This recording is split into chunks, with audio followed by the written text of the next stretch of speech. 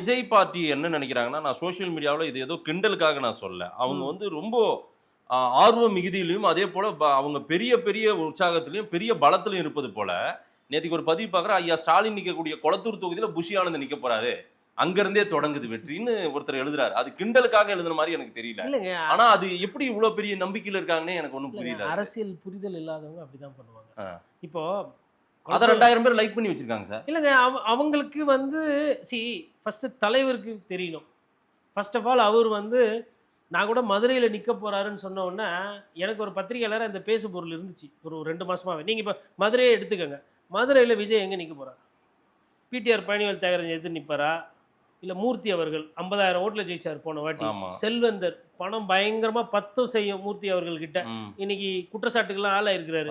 அவர் எதிர்த்து நிற்க போறாரா? இல்லை ராஜன் செல்லப்பா அவர் எதிர்த்து நிற்க போறாரா? இல்லை தெருவா போய் வணக்கம் போட்டு அழுது எப்படிலாம் ஜெயிக்கக்கூடிய அண்ணன் செல்லூராஜ் எதிர்த்து நிற்க போறாரா? இல்லை ஆர்பி உதயகுமார் சாதி ரீதியாக தன்னோட வாக்குகளை கணிசப்படுத்தக்கூடிய ஆர்பி உதயகுமார் எதிர்த்து நிற்க போறாரா? இல்லை தளபதி கோ தளபதி? நான் சொன்னது யாருமே வந்து சாதாரண வேட்பாளர்கள் கிடையாது. மதுரை ஒரு எடுத்துக்காட்டுக்கு சொன்னேன். அதான் நீங்க சொன்ன அந்த 80 தொகுதியில இதெல்லாம் கூட வரும்.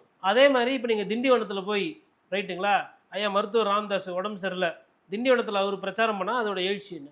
விழுப்புரத்தில் அவரோட எழுச்சி என்ன? இல்லை சிவி சண்முகம் யார்கிட்ட தோக்குறாரு? பொன்முடிக்கிட்டயோ லக்ஷ்மணன் போன்றவர்கள்கிட்ட தோத்துருக்கிறாரு. இப்போ திருப்பி வந்து வரும்போது அவங்கவங்க தொகுதியை தக்க வைக்கிறதுக்கே தண்ணி குடிக்கிறாங்க. அப்படி இருக்கும்போது ஒரு விஜய் வந்து 214 தொகுதியில் போட்டு 105 ஜெயிச்சிருவேன், நாங்கள் ஆட்சி பிடிப்போன்றது இது என்ன கண்கட்டி விதையா இருக்குல்ல? நான் என்ன சொல்றேன்னாங்க, எத்தனை நாள் ஆச்சு ஒரு மாநாடு முடிச்சு? கிட்டத்தட்ட ஒரு 9 நாள் 10 நாள் ஆக போகுது வச்சுக்கோங்க ரைட்டுங்களா. நடுவில் பக்கத்தை காண மாதிரி இப்போ எங்கே இருக்கிறார் விஜய்? மக்கள் பிரச்சனை இந்த 10 நாளில் எதனா பேசினாரா?